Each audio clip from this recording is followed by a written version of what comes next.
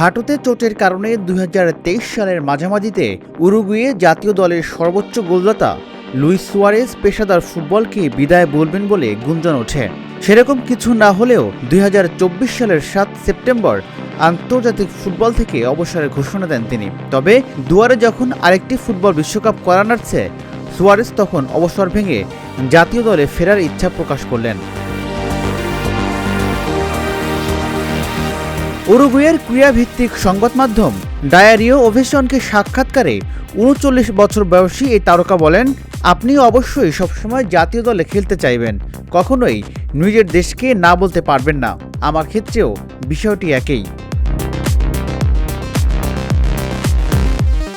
২০২৪ সালের সেপ্টেম্বরে ১৭ বছর আন্তর্জাতিক ফুটবল ক্যারিয়ার ইতি টানেন সুয়ারেজ।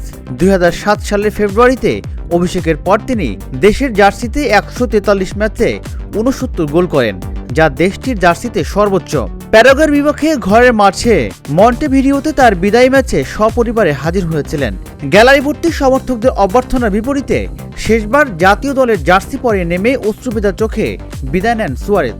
সেই ম্যাচে পুরো ৯০ মিনিট তিনি মাঠে ছিলেন।